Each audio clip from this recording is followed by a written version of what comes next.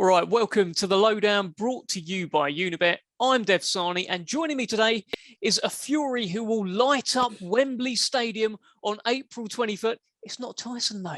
It's not Tyson. It's Tommy Fury. How you doing, Tommy? Yeah, I'm very well, thanks, mate. Very well. Sorry, Dev, let me turn this up because there's a load of noise going on. Load of noise. There you go. But look, you're speaking about a load of noise. There's going to be a load of noise on April 23rd when the ring announcer says, "And here comes Tommy Fury." How about it? Great news, huh? Yeah, definitely. 100%. You know, my last fight was way back in August. Feels like a lifetime ago. So it's definitely a privilege to get back in the ring, especially at Wembley Stadium. 100%. You were there for the launch press conference. We did a little interview. We did a little chat out on the stadium, and you were taking it all in. Did you really sort of think that this would be happening? That you'd be on there, you'd be on that show? Yeah, definitely. I mean, why not? I mean, it's a perfect fitting for me. I've always kind of boxed in London. Apart from my one fight that was in America, all my other fights have pretty much been in London. And it's always been a dream of mine to box at Wembley. That's the biggest, stadium in the UK. It's the biggest place to fight. And just so privileged it's coming in May fight. I don't really feel like this is real sometimes, but it is. And we are 3 weeks out, under 3 weeks out. So, it's all coming real now.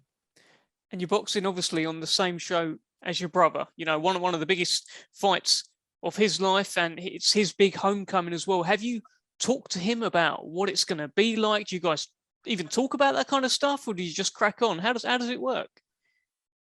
Yeah, I mean, we talk about it, but we don't really talk about it too much. It is what it is. No matter where it is in the world, no matter what stadium it is, you're still going to climb through the ropes and do the same thing that you'll be doing in the gym. And that's the approach that I've always looked to fight. No matter where it is, no matter how many people's there, it's still going to be the same as jumping through the ropes in the gym and doing it. That's the mindset you've got to have, because if you think otherwise and build up too much in your own head, that'll hamper your performance. You've got to look at it for what it is. I've been doing what I'm going to do in Wembley Stadium for the past 8 weeks in training. So I've just got to take it through the ropes and into the fight. And that's all I look at it, to be honest. It ain't really more than that. You soak up the crowd, you enjoy it, but as soon as that bell goes, it's strictly business. It will be strictly business, but in front of many more people than ever before. I mean, they're talking about trying to get more than 90,000 people in there. Have you allowed yourself to think about what that moment's going to be like when you do, come up from behind the curtain and you look around and there'll just be 90,000 plus? Yeah, definitely. I mean, it's great. It is great. But at the end of the day, that's all good. But I'm there to do a job. And you can't get lost on the way in the ring walk. You can't get lost in all the people chanting and whatever they're saying.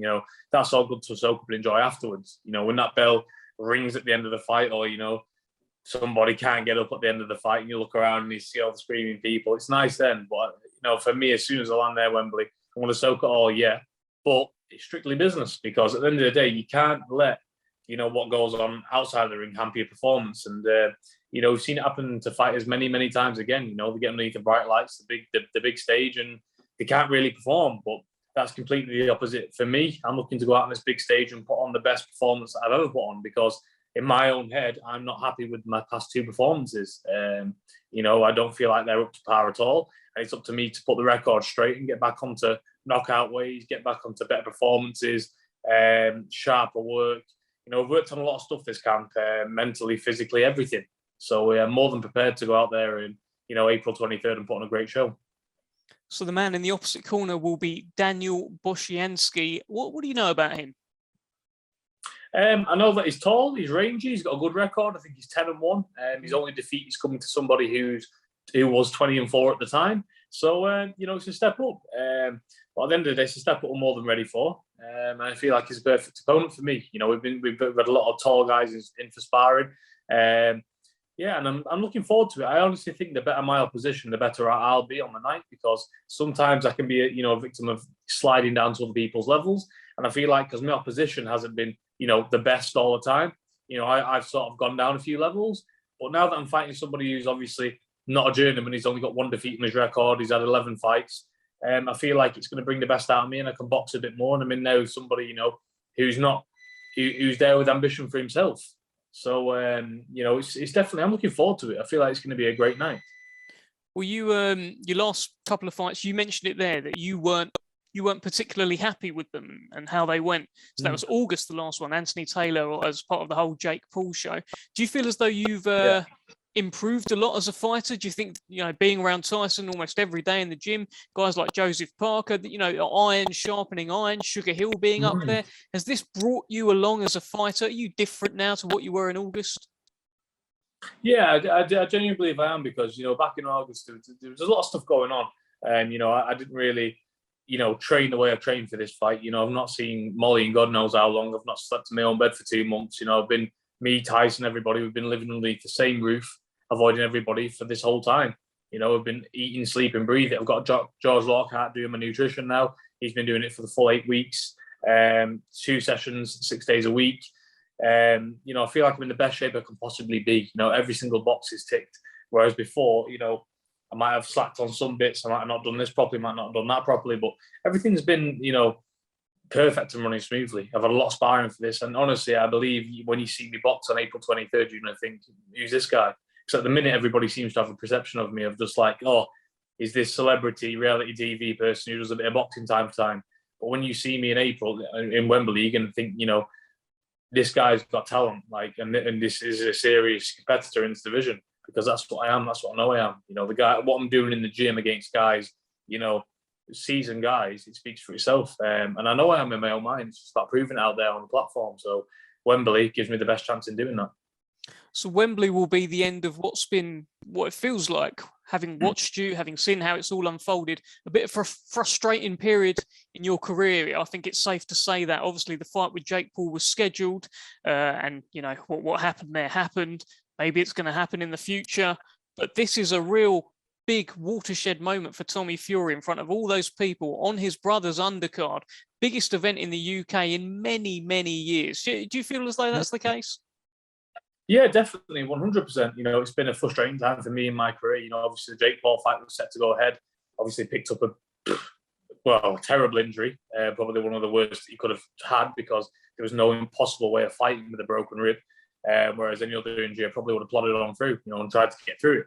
But that was last year. I'm past that now. I've left that in that year, and this year is all about winning. Knockouts, having fun with it, and getting these big fights in. And what you can't fight. You can't start off the year in any bigger way than at Wembley. Over 100,000 people. So I'm just ready to go in there now, because it feels like I've been training for a lifetime in no fight. September, October, November, no fight.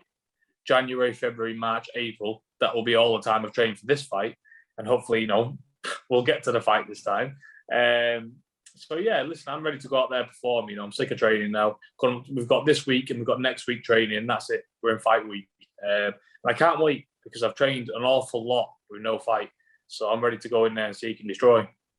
I'm sure you're probably sick of talking about Jake Paul as well, but I just want to touch on it.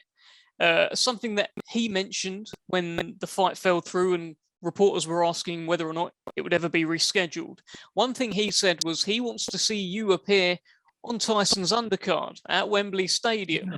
I'm not saying you're doing that because he said it, but it's happened. Do you feel as though you're kind of, by doing that, almost backing him into a bit of a corner? You said that you'd fight me if I do this. I'm here now. Let's do it. Listen, Jake Paul can do whatever he wants to do at the end of the day. I'm fighting on this card, and this card's way, way bigger than anything Jake Paul's ever done before in his boxing career, ever. You couldn't even compare the two. Wembley and Jake Paul is two different things. One's here and one's here. I'm here on this fight. I'm looking to get a spectacular performance in, a very pleasing performance. And, whatever comes next, comes next. Whether he wants to take that fight back, whether he's found his balls yet, whether he hasn't found his balls yet, I don't know. But all I'm concentrating is April 23rd and getting my opponent out of the way. As I say before, 10-1. This man that I'm about to fight would iron Jake Paul out easy, because this man that I'm about to fight, he's probably got a family to feed. This is his only way of making money. He's probably needs to make the money, and he's going to come in there with killer ambition. So, whenever I get asked about Jake Paul, I can't really, I don't know. It doesn't spring anything towards me, because that is just an easy fight out there for me. That's a really easy fight when I'm used to fighting guys hungry and putting their life on the line. When the going gets tough, when Jake Paul's in a tough fight, you'll see him just take a knee and not continue. because that's the type of man it is. And if he ever fought me, it's exactly what would happen. But I see he's, he wants to fight in August again. I don't know who he's going to fight, but if he wants the viewing figures back, if he wants to have a big fight that people's interested in, he knows where it's at. And all you've got to do to see that is click on any of his posts. I get tagged in so many a day. Oh, who should Jake Paul fight? Who should he fight? Tommy Fury. There's only one, and it's in England. So let me get through this fight, and then let me just crack on with my career. And if Jake Paul wants it, he can have it any time. I've already said that. So there's no point in me wasting my breath anymore on Jake Paul. He knows where it's at. But I've got my career to get on with, and my career is blossoming, fighting at Wembley in front of 100,000. I'm not looking for a MMA star to fight in some hall, and get 60,000 views. I don't need to do that. I'm about to fight on probably the biggest show in the UK history. At Wembley, 100,000. I've said it a lot, but it's an awfully big show, and everybody around the world will be tuning in. Even Jake Paul will be tuning in himself.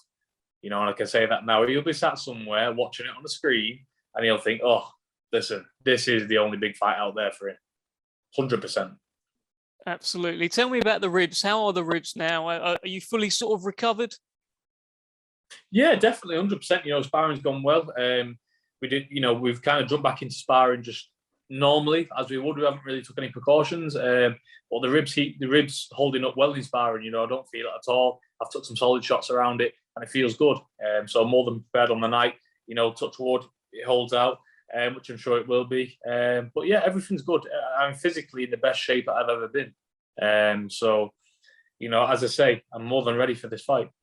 I haven't seen any videos going around of Tyson whacking you with a medicine ball. I know that's not what caused the injury last time. It was something else. Mm-hmm. But have you cut that out now? Are you not doing it anymore, right? Oh, no, we're still doing it. Yeah, we're still doing it. That's not what caused the injury. But, I've done that medicine ball throughout my whole life. I've been doing that medicine ball for 20 years. That's not what caused the injury. Again, I know it's way back when. But for people out there who don't know, and I have seen the video, I think that is what caused the injury. That is not what caused the injury. That is a very good technique to get the abs and the core ready for the fight. So I won't be cutting that out. But at the end of the day, we're just training more smartly now. We're kind of nursing it. Not doing things stupidly. Not going to do things that's going to test it anymore. Because as I say, with ribs, it's a long healing process. But like I say, I've been sparring heavy guys in the gym. I've been taking heavy shots around it. And I'm more than happy with it. Can you tell us any of the names that you've been sparring? You haven't jumped in with Big Baby Miller, have you? I mean, he's quite big. Listen, my name's in camp. It's ridiculous. It's an all-star name. That's in this camp. We've got all-stars. Former world champions, current world champions, up-and-coming world champions for sure.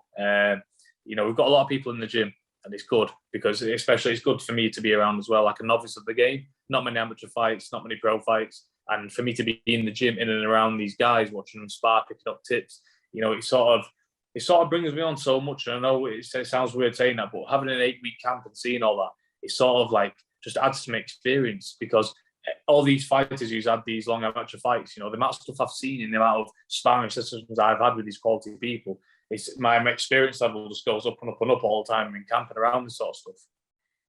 And how is Tyson? Tyson's Tyson, he can't wait for this fight. He can't wait for this fight. He thrives on big occasions and he can't get any bigger than this. So this suits Tyson down to the ground. And he's in full mode. Tyson's the best in the world. So for him, this is just a run out. I don't see Whyte causing him any problems whatsoever. But Tyson's training like he's fighting for the world title all over again. I've never seen him train this hard. He's so regimented, he's so strict. We're all in his house. We're in Sparta mode here, and I feel very, very, very, very sorry for Dillian Whyte from the night.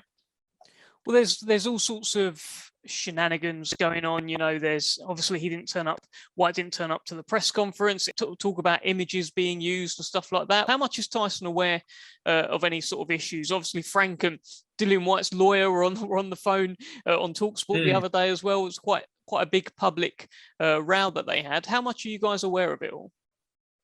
Yeah, no, I mean, we've took ourselves off social media completely, and Tyson does it most times for fights. But I've seen for myself, somebody who's very active on social media, I've took myself away from it for this fight also because it's serious business. Like I say, we both want to do impressive performances, put on performances of a lifetime. And, there's no distractions in this camp.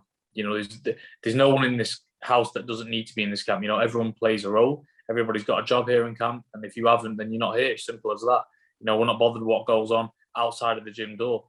That's just the way it's been for 2 months now. Eat, sleep, train, repeat. And that's all we're doing here. There's no pool tables. There's no nothing. There's one TV that we all watch. It's been strict. It has been very strict. But that's why you're going to see the two best performances anybody's ever seen. You're going to see the best performance out of Tyson, and you're going to see the best performance out of myself. I don't see Tyson's fight going past 6 rounds, if I'm being honest. That's being so truthful. And my fight, I'm looking for a big, dirty knockout. Get back to knockout ways. That's the plan. But of course, I never go looking for it. But from what I'm seeing from myself in the gym, from my power and strength, going strength to strength in the gym, I wouldn't not bet on it. Put it that way. I just want to play you one clip, and I'll overlay this. A couple of years ago, when you had your first fight after Love Island, I did an interview with your dad, and I said to him, "Do you think you'll ever see a day where Tyson and Tommy are on a show together?" And I'll play you his response. Why not? The brothers, aren't they? They're both big stars, and at the end of the day, both characters. I'd love that to happen. And that'd be probably the defining point of my life if that was to happen, because I don't want to be greedy by saying I've already had a lot of good nights as a father. But you know what? For that to happen, it'd be just icing on the cake for me. It's quite a clip when you look back on it and you just think, like, well, what he said there. How does that make you feel? Yeah, definitely. It makes me feel good, the fact that it's actually happening now, and the fact he can actually have that feeling and know what that feeling's like.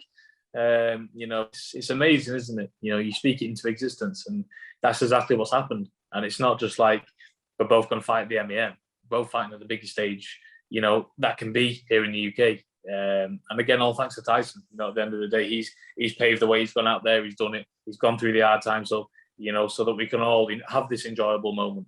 And I can't wait. April 23rd is going to be a very special night for us, and it's going to be a very special night of boxing. And I think that event itself, along with the whole undercard, the whole event, people's definitely going to get the money's worth. I think it's going to be a fantastic night for boxing, and definitely one that's going to be remembered. And a proud night for the Fury family. It sounds like. Oh yeah, 100%, definitely. Listen, we're all wins around here, and we're on about putting spectacular performances on, and then hopefully hosting a spectacular after party. Am I invited? Of course, Dev. It's not an after party if you're not there, my friend. Well said. I'm clipping that and putting it across all of my social channels. So thank you. Please repost. Good man. Good man. Tommy, pleasure. I'm so glad you're on this show. It's been great talking to you today. And I'm looking forward to seeing the best Tommy Fury ever on April 23rd. It's coming. 100%. Thank you to everyone out there who's supporting. Continue to support. And if you haven't got your tickets yet, if they're still available, make sure you grab them now, because it's going to be one hell of a night.